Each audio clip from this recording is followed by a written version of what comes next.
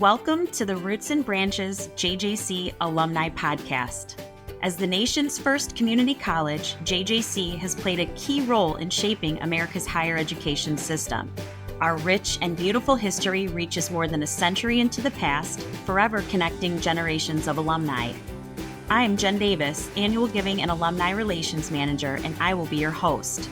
In each episode, we'll sit down with different alumni to uncover their most cherished memories, hear their inspiring tales, and get their hard-earned wisdom for future wolves. So, if you're ready, let's dive into the roots of our rich history and branch out into the stories that define us on this episode of the Roots and Branches JJC Alumni Podcast. Welcome, everyone, to our very first episode of the Roots and Branches JJC Alumni Podcast. This has been a project in the works for many years, and we are so excited that it's finally becoming a reality. I didn't have any trouble picking our first guest for this episode, mostly because, fun fact, JJC has over 200 alumni employees that work in all different areas of our campus. And today I've chosen 3 special alumni faculty who I've had the pleasure of working with in different ways throughout campus. And I think that they're going to be exceptional first guests, mostly because not only are they just passionate in what they do in their classroom, but just also how they are as alumni. These alumni are giving back to the foundation regularly to student scholarships. They're the first to volunteer for alumni events and different community events, and they're just fantastic examples of what JJC has to offer all of our students. So I'm going to introduce them now. We first have Alisha Brennon, who is an assistant professor of Orthotics and Prosthetics. Thank you for having me, Jen. Glad to have you here. We have Joe Limon, our associate professor and department chair in our technical department. Thank you for having me here, Jen. I'm excited to be here. We are too, Joe. And we have Tammy Miller, professor of agriculture, horticulture, and veterinary technology. Yeah, good morning. So excited to have all of you. And obviously, I want to go back in time to start this podcast and talk a little bit about what led the 3 of you to JJC as students, because I love the difference in all of your stories. So Tammy, I think I want to start with you because you were actually recruited, right, as a senior in high school to come to JJC? Yeah, actually, I grew up on a farm. And if you think of a sport that there might be in agriculture, it's livestock judging. So it's evaluating animals and then defending your reasoning as to why you placed them how you did. And I had a fairly successful 4-H and FFA career. And so, yes, I actually got recruited to come here. I was well aware, though, of the quality of the agriculture program at JJC. We're the first and oldest in the state, and was really impressed by how much I felt at home when I visited here. I visited a few other campuses and definitely felt like this was home. And then also the blessing of being offered scholarships from the foundation in the end made it a very easy decision to pick JJC. Yeah, you being one of our scholarship recipients, and I know you've said before when we've talked about why that's so important to you when you're giving back as a professor. So that's great. Absolutely. Alisha, your journey here, I mean, you started community college track, went to a 4-year school, but then came back to JJC as an adult. So talk a little bit about that. Yeah, so I have the advantage with our students of being a traditional and non-traditional community college student. Much like Tammy, grew up on a farm, did all the fun 4-H stuff and everything. Didn't go as far and get recruited like she did for livestock judging, but I took a different path and did the basketball route.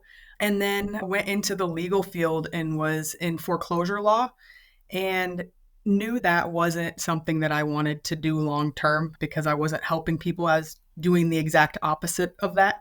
So I decided that I would change my path and do something where I was directly helping people. I started in our rad tech program here at JJC and still didn't feel like I was helping enough, and then crossed over and went to the Orthotics and Prosthetics program and just never looked back. Yeah, you really didn't look back. You're running the show in there. Much like Tammy and much like everybody else that I've talked to here, JJC's home. It's a place you come back to. It really is. It really is. And Joe, I mean, you had a whole other career. You had a whole other really great career. And then you kind of got enticed to be a teacher, right? It was sort of asked of you. Yeah, so my path was a little different. I didn't have any idea what I wanted to do coming out of school. A little bit of everything.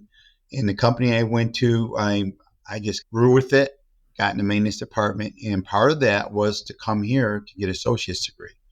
And by doing that, it gave me the leverage to move up through the company where they sent me back to school and to get my engineering degree through Purdue. Everything paid through the company.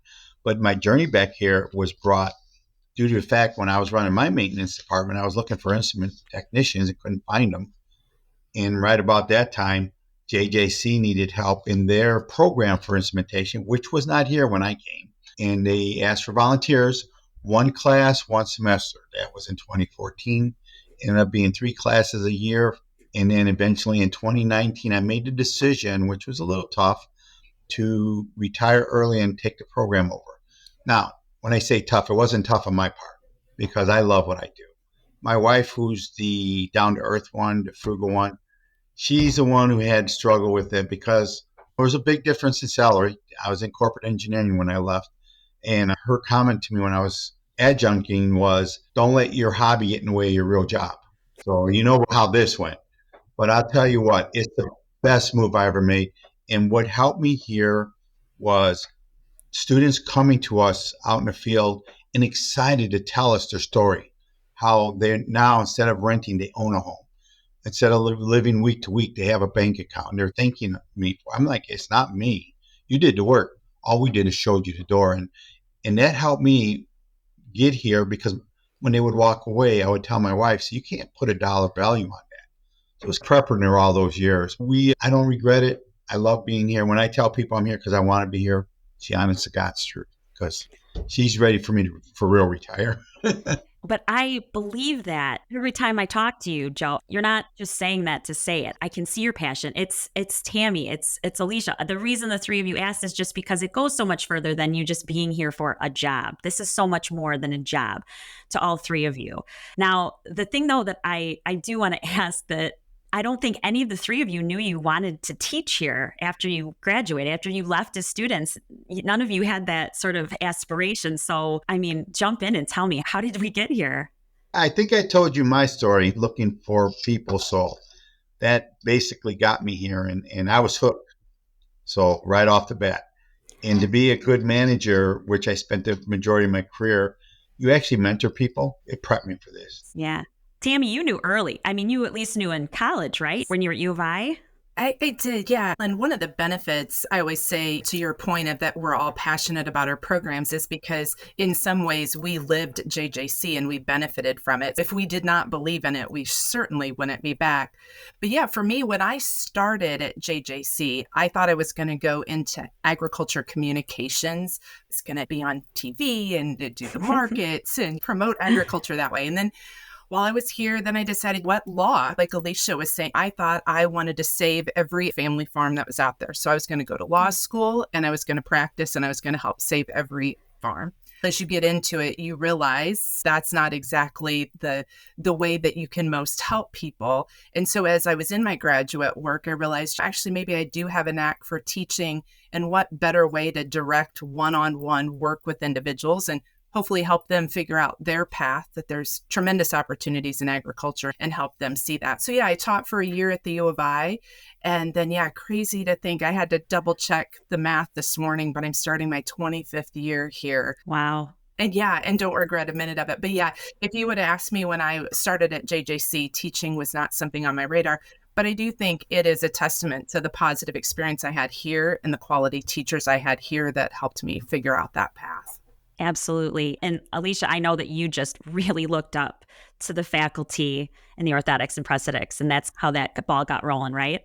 Desmond and Mike were incredible professors when I was here. Mike would always joke with me my last semester here that I was going to come back and teach when he was done. And my response to him was always, I'm not going to be here in the area when you're done. And to my surprise, 4 years after I graduated, he was retiring and had reached out to me and said, listen, there's an opportunity for you to teach. And I thought it was Desmond. I didn't think it was Mike. And he let me know he was retiring. And I sent a message to Desmond and I said, sir, do you think I should apply for this? And he said, you'd be crazy not to. So I left Shirley Ryan and came here, and it's been incredible. I worked with Mike a lot after I graduated on updates to the program, just being in the field as a technician, there were things that I felt needed to be changed to make our students successful and everything up to date in the program. And he was very receptive to it. And so when he handed it over, it was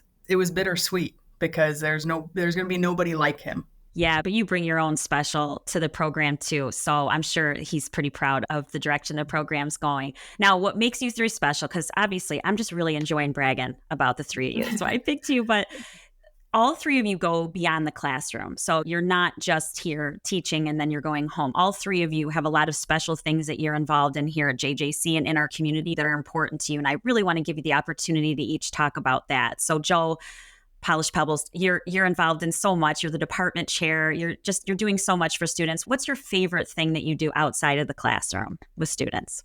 I think the biggest thing I like is meeting prospective students, letting them realize that they have opportunities. So my goal is to let the students know early on that you have options. You don't have to settle. In fact, the Polished Pebbles, that's just a great program. So those of you who don't know about Polished Pebbles, it's an organization out of the Chicagoland area that helps the female of color that are low income. And these are above average students, but it gives them the opportunity to come out and visit different sites and do some kind of work-based pro lab of some type. And I got involved with this 3 years ago for my program, just to bring people in for instrumentation. And in 3 years, each year it's doubled. And it's gotten bigger. It's bigger than me. So in fact, Alisha, thank you. She graciously volunteered to help out. She's been on our panel. So I try to get successful females to sit in the front to field questions. We give them the opportunity to do different labs in different areas. And again, like I said, it's gotten so big that we've got multiple programs involved. Very happy and very proud of that. But there's not one. I take career days at the high school just as important. And I can't tell you, we've really been successful going to the high schools, especially when I go back to my school. I grew up on East Side Joliet, very simple beginnings. And when I see these students, I can relate to them. I say, listen, I grew up right down the street. So don't tell me you don't have options. I had options, you have options. So to me, that's the best part, is talking to these students and getting them involved. And I don't want to keep going on, but one of the things I'm very proud of is what we do is mainly been males, and it's not a boys club anymore. And I'm very proud to say I've had 3 females go through the program who actually came back and sat and helps out with Polished Pebbles. But not only that, their career paths are awesome. I can't say enough about them. They are doing so good. One's a marketing manager for big manufacturing for instrumentation, and they just needed an opportunity. So very proud of that. And in fact, when I first started, it was uncommon to see a female in our class, and now it's more common to see females in our class. And that makes me feel good. That's one of the things when I walk away from them. I'm proud of all my students, don't get me wrong, but that's one of the things that really jumps out for me. Tammy, you do a ton as well, and you host some very, very big programs here. So talk a little bit about those. Yeah, I'm realizing that I think Joe and I maybe need to network a little bit as well on that. One conference that I do host here is what's called Women Changing the Face of Agriculture, another industry that you think of having been fairly male dominated. And so sometimes it's not that females can't do it, it's they don't have role models to look up to and just know about what the choices are. I think that in general, right? It's hard for a 17-year-old, 18-year-old student. I think we're all examples of that, to know exactly what do you want to do. And so the purpose of our conference is to bring high school female students on campus, have them network with female industry agriculturalists, and just learn about their careers. Obviously, hear the advice that they have to share, but just to know what's out there, anything ranging from the crop science area to more business or manufacturing, engineering. So bringing those students on campus to give them an opportunity to learn about what careers are. And to your point earlier about maybe what my favorite thing to do with outside of the classroom, for example, we attend a Farm Bureau conference where our students network with legislators. It's a day-long conference, and then that evening has a legislative reception. Man, students don't like me as we prep for that conference. They don't like putting a suit or a business professional outfit on to start with, which, as a side note, Goodwill is usually our helpful place there. But they don't like they're just nervous, right? How do you communicate with professionals? How do you speak with an elected official and share your thoughts? And by the end of it, they're thankful for the experience. And so those are those moments where, yeah, we did a lot of technical knowledge in class, but hopefully if you exposed them to some life skills that they need going on future in their career, I guess that's one of the things I enjoy most. And those conferences bring that opportunity for other students as well. Yeah, Tammy, the life skills that you're teaching them to be able to attend these conferences, and we get to see a lot of that on social media, and they may be nervous, but they sure don't look that way when you post the photos of them. They look so proud, like they're doing really big things, and they're getting such a taste of what life will be like with them if they stay in the industry when they come outside of JJC and their 4-year schools. So it's just excellent. Yeah, thanks. Alisha, I know you do lots outside too. So what are some of your favorite things that you do with students outside the classroom? To touch on what Joe said, I absolutely love doing the Polished Pebbles event. This last year with him, so the first year I just did the panel and then volunteered, helped out with getting students from one section to the next. And this year he actually asked me to be a part of it, and we let them make foot impressions, and they absolutely loved it. They were so excited by the end of it to be able to take this impression of their own foot home. And for me, you go into it and it's okay, they're just taking a plaster model of their foot. It's not going to be that big of a deal, but to see the smiles on their faces. And also, we're a very tight-knit field. We're one of 4 programs in the entire country.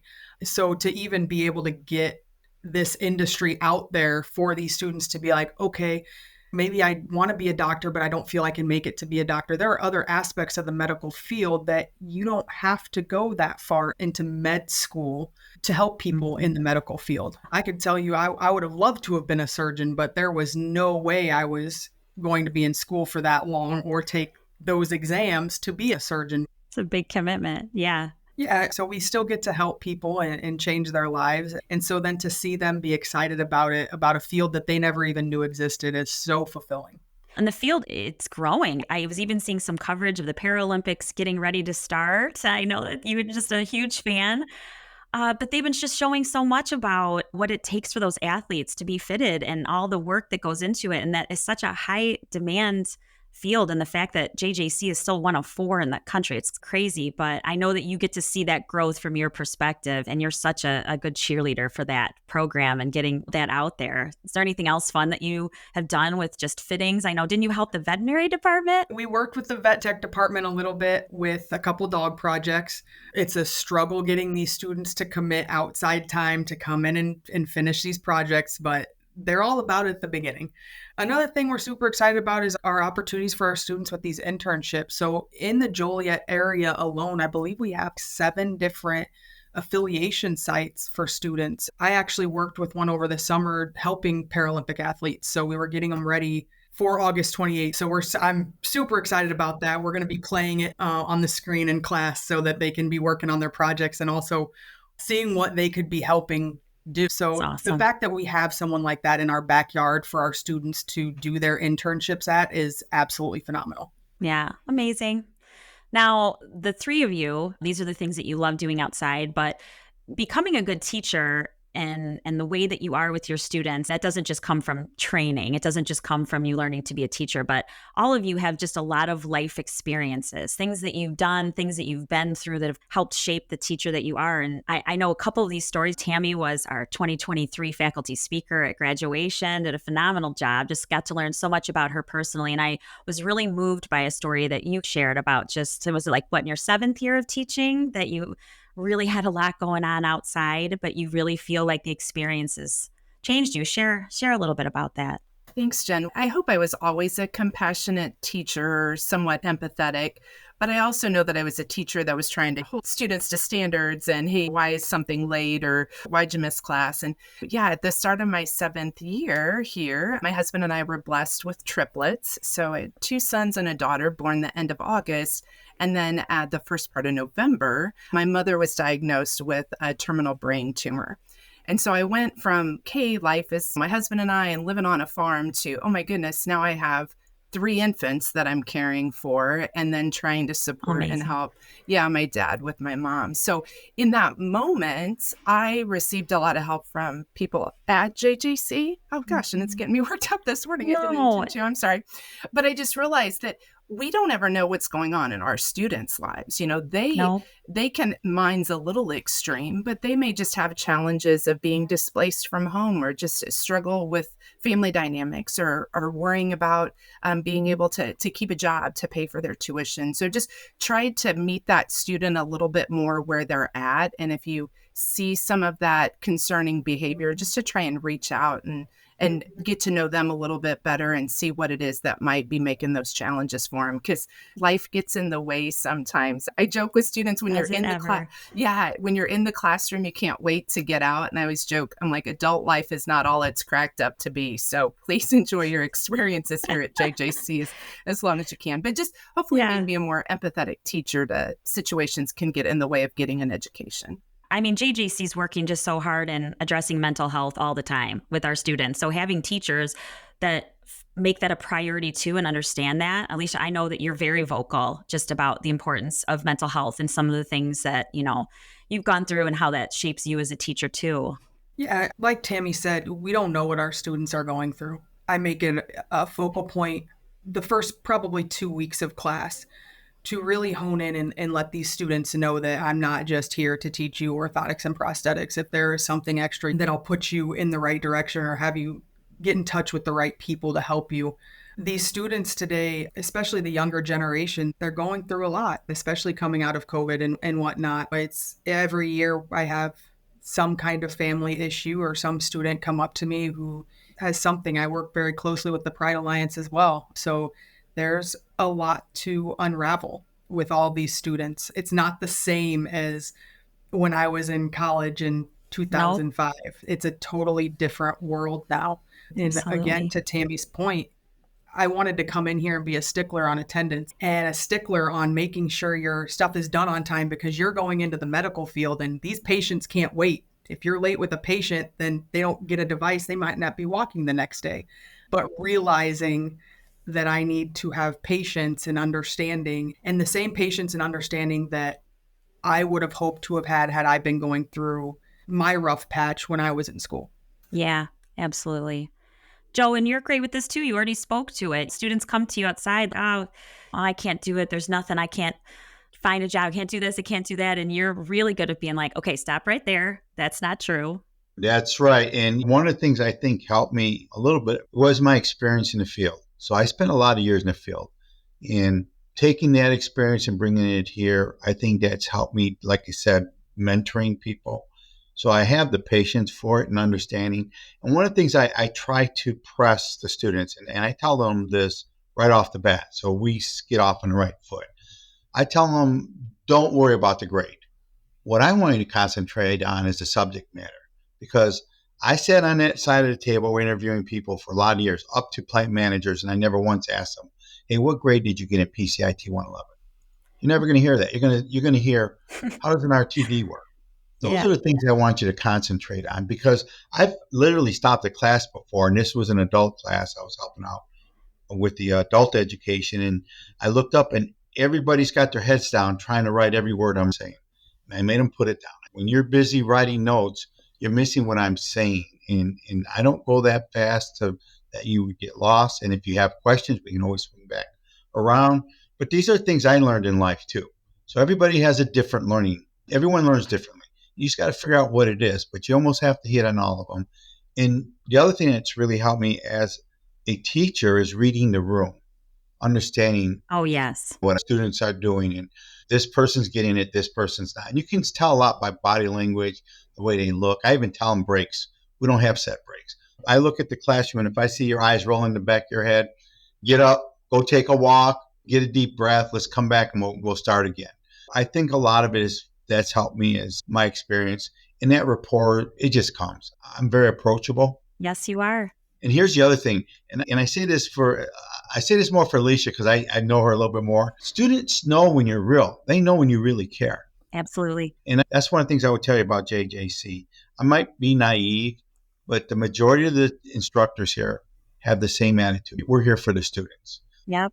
Yes. And I like to believe that we all are. And again, I might be a bit naive, but I think that we as instructors, that's our priority. We want to get through to these students and help them.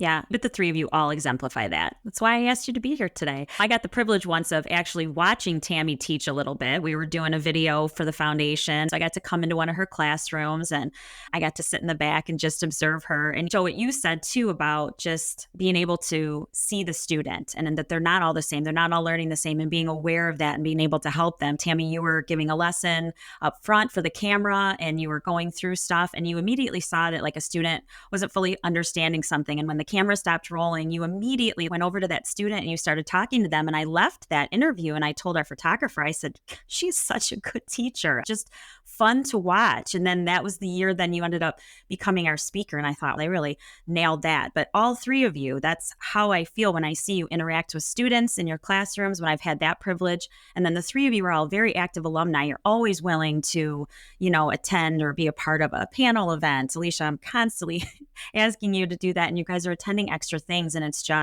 it's obvious, your empathy, your feelings for students. And there's so many more colleagues like you. I picked you three, but you three aren't alone. Our campus is pretty amazing in that with our faculty and really understanding students. So the theme of this podcast today is lessons learned. And I don't want to go by without being able to get a little bit more of your wisdom. I know I told you that I wanted to know first, what are some lessons you learned as a student here? Things you've taken with you that you're still applying today? Alisha, you can go first. Sure. The biggest lesson I learned as a student here and going into the orthotics and prosthetics field is that I came from a military background where you had to be perfect all the time, constantly. Growing up, you had to be perfect. And I started this program as a student with that same mentality. I have to be perfect. And for me, being a good student at the time was getting straight A's. I could not accept anything less from myself. And my first project, I was very much so humbled. I had never used a hand tool before in my life. And even working on the farm, I was feeding cows, feeding pigs. I wasn't using the drill. And so my first project, I was very humbled. It was a point away from a D. And I went home and I was just like, maybe this isn't for me. I don't think this is going to work. And I came back and I finished our introductory course and sat down with Mike and he said, listen, you don't have to be perfect in school. This is where we want you to fail, because if you're going to fail here, you're going to learn from your mistakes and you're not going to do the same thing when you're out in the field. And that is my first day of the program. That is the same speech that I give to every single one of those students, is that if you're going to fail here, I don't care what your grade is. Like Joe said, I'll mimic what Joe said. People aren't going to ask you what your grade was in transtibial prosthetics when you're going to get a prosthetic job. They don't care. They want to know that you know how to build that device and build it well. And that's all that matters. Yeah, that's a great lesson. Mike he really is a great teacher too. You really did learn from one of the best. Yes. Joe, your turn. A lesson you learned as a student. One of the things that I learned as a student was, and I was able to learn here, was a rapport that you build with the instructors. Every instructor I had out here, they were easy to approach. If you asked them a question, it was great. And I got to tell you, no knock on the four-year university, but it wasn't quite the same dynamics there. It was business. You did what you had to do. And yeah, they would answer a question, but we didn't have the same rapport that I felt that I had here. It was almost like a friendship type of deal. And I think that really helped me, even in my career as manager, at that open door policy. Even today as a chair, everyone knows I have an open door policy. So I think one of the biggest things I learned is working with other people here, the way they do work with their students. I think that helped me in the field, because before I was focused on my job. That was it. I'm going to get this done. I didn't care if my partner figured it out. And then after going through this, I kind of, okay, did you understand what we did? Things like that. So great. Tammy, your life lesson as a student? Yeah, I appreciate Alisha and Joe having those great answers, because I was trying to narrow it down, because I feel like you learn a lot as a student, but you really appreciate it once you get older and get into your career and realize. And for me, it's probably two things, and one of them ties into advice you'd give too, but just there is tremendous financial support out there. And like I said, like Alisha grew up on a farm. I was graduating high school in the early 90s, and the late 80s, early 90s, drought, high interest rates. It was not a good time to be in production agriculture. And so it was a tough time for my family. And I knew I wasn't going to get any support from them. So I questioned whether or not a college education was for me, because I'm a first generation college student. But I would tell any student that has that. And, what I learned as a student is don't ever tell yourself that, because there is a way. Especially JJC and the tremendous job done by our foundation, but that there is a way to achieve what you want to. And the second thing is, it's okay to not know what you want to do. Yes. My kids are 17, almost 18, and they know they love agriculture, but they don't really know yet where that fits in for them. My advice, or I guess the thing I've learned, is that it's okay to change your mind. Like I said, I changed my mind a couple of times while here at JJC, and yet it didn't set me back, because the benefits of JJC is getting those core classes in, and then they can work for different majors. And so it's okay not to know what you want to do. Now, it's not okay to not do anything about it. You need to research. You got to do some job shadowing, talk to people, research, try it, and do that. But I think the things I learned as a student were that, hey, I can do it. I can figure out a way to work a job and get some scholarships, but then it's okay to change my mind along the way. And like you said, end up being a teacher than I never thought that it was when I started college. All three of you are living proof of that. And I can't tell you how many alumni come and speak here and say the exact same thing, where they started and where they're ending up. I actually did choose teaching, taught English here, as a matter of fact, for 13 years. And then I just found my way to this role here in Foundation and working with alumni and our donors. And I could not love this job more. But if you would have had me tell you that this was what I wanted to do when I was 18, even when I was 29, I didn't know exactly where I was going. So all three of you, and I prepped you a little bit with that question about just what is the lesson that you learn and what is your advice? That was something that you all said, is don't be afraid. So let's jump to that. Let's jump to the advice that you have for our future wolves. This is one of my favorite, I guess, questions, even when we do our Roots and Branches videos, anytime alumni are here, is what their advice is, because I hope that students will want to listen to this and hear from those who've walked the halls before them. And if they're nervous and they're sitting in the position that you were at one point, whether as an adult learner or as fresh out of high school, what sort of advice do you have for them? Alisha, I feel like you're just ready for this question. All right, I'll jump into this. So for anybody who knows my background story and my history, I was told in 2011 I'd never walk, talk, be able to live on my own, sustain myself again. I'd need a caregiver the rest of my life. And here I am today. My advice is that do not ever, under any circumstances, allow anybody to dictate your future. Yes. What you want to do in this world and with your life is completely and 100% up to you. It doesn't matter what anybody tells you. Yeah, fantastic. Tammy? Yeah, I appreciated your kind comments earlier about getting to be the commencement speaker. And I thought long and hard when I came up with something that I thought would be meaningful for people to hear. And now that's stuck with me. And what I had shared was just to enjoy every season. We hear it a lot, the phrase is live in the moment. But I find sometimes in working with students, you're so eager to get to the next step, maybe get through that hard orthotics class or get through this class that's so challenging. I want to get transferred out of JJC and I just want to get on. And what ends up happening is we miss those opportunities when we're in them. Maybe we don't get as involved in extracurricular activities, or we don't go network with a fantastic professors like Alisha and Joe, and all that. We're just constantly setting goals and pushing ourselves to the next stage, which is what society tells us we should do to be successful. So true. And then we miss what we're in. And so just set goals, work towards them. I'm not telling you to not set aspirations for yourself, but just make sure you enjoy the journey along the way and get involved in those activities that we have available for you. And just, that chemistry class is hard, but just appreciate that season that you're in and don't let it pass you by. Yeah, I loved that. I still remember you saying that. Enjoy every season. It's great. Joe, your advice for future wolves?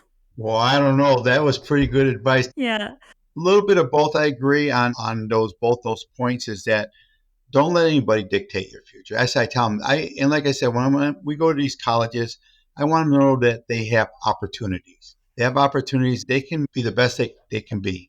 I know it sounds cliche, but it's the truth. You're the one who's going to dictate your future.